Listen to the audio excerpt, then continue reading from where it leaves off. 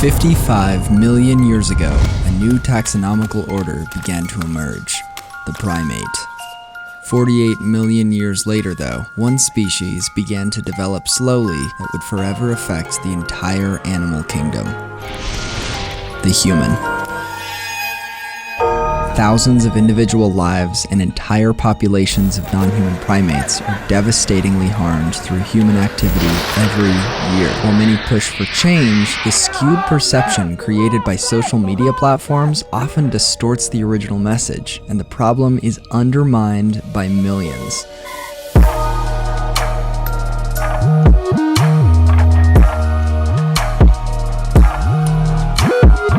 So I set out to do some research to find if the majority of current non-human primates' suffering is human-caused, and what I found is depressing but also fascinating. And I found three main causes and human-driven actions that affected the lives of these other primate species. Alright, let's talk about the first form of captivity: zoos. This is an interesting one because for my whole life I've heard conflicting information about zoos, whether they help populations or forced animals to be in unnatural habitats. Turns out, it's a bit of both. For perspective, according to National Geographic, 10,000 zoos are visited worldwide, and 2,400 of those are in the United States. Thousands prominently housing primates. As Richard Moore described in 2017, there have been many positive effects uncovered through these systems. That includes a preservation of the genetic diversity of endangered species, as well as an effect where visiting zoos made people more likely to support conservation efforts. And with the American Zoo and Aquarium Association regulating the standards for animal care, many of these captive environments provide a fantastic quality of life for the primates. But the problem is that only 8% of the zoos in the US are registered under the AZA. The rest are owned and operated separately, without strict codes or regulations. This has led to unnoticed inhumane treatment of the animals behind the scenes, and even unnatural habitats that cause strange behavior, often from the fear of humans. Sally Sherman and Paul Hemsworth even found primates to be exhibiting avoidance, inhibition of movement, aggression, and vigilance. So, the next time you're passing through a tiny town and see a sign for a roadside zoo, some terrible things could be happening right around the corner.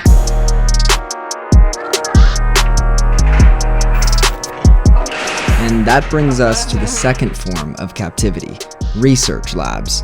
According to a study completed in 2018 by the American Association for the Advancement of Science, the number of primates held in labs within the United States reached an all-time high just 3 years ago in 2017, with over 70,000 non-human primates used for research just in the country alone. From the outside, it sounds devastating, but again, there are many who beg to differ.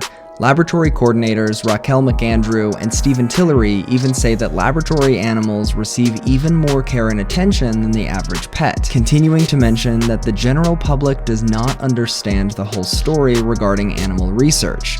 Not only do many vouch for the importance of medical research leading to the discoveries of a vaccination for polio and treatment for HIV and AIDS, but some even say that the animal rights activists and the scientists inside the laboratories actually want the same change. And we can now say that there is a very good correlation between what we find in a lab dish and what we can do in a monkey. And if that is true, then the next step is probably to move away from the monkey altogether. That was the head of alternatives at the Biomedical Primate Research Center. So is everyone moving in the right direction? Unfortunately, as Hope Ferdowsian and Augustine Fuentes from the George Washington University brought to light, much of the laboratory research conducted today has inadequate standards, leading to common physical, psychological, and social harms.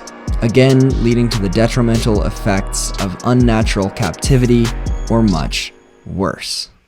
But captivity isn't the only action we've subjected upon these other primates. An aggressive increase in deforestation. Almost 20% of the original Amazon has been deforested. Being consumed by fire.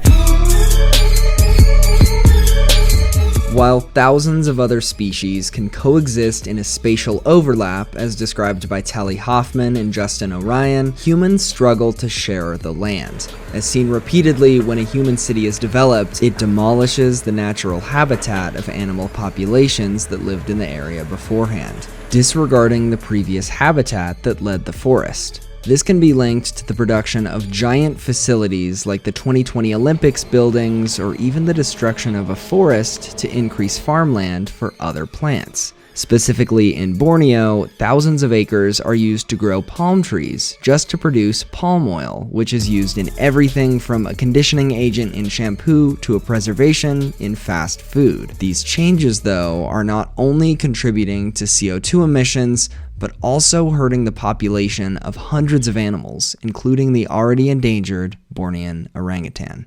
So, is it worth it? I don't think so. Though these problems will not disappear without a complete transformation of human behavior, small adjustments can help. From promoting habitat improvements in zoos, to raising awareness in general, or even using less products with palm oil, everyone can make a difference. What will you do? Hey, thanks for watching. I made this video for a final in my primatology class. I'm an anthropology minor, so I find this stuff super interesting, and I think this is a super important message to share, so I decided to show it to you guys. For anybody new here, this isn't the usual content that I make, and I will be back with that stuff in like a couple days, actually. Some super exciting stuff coming this December. Also, I wanted to give a huge shout out to everybody who supported my last video. That was an amazing amount of response that I was not expecting. It really did invigorate me again to produce more content, and that's what I'm doing right now. So stay tuned. I'm excited for the future. And happy holidays, man. Here we are.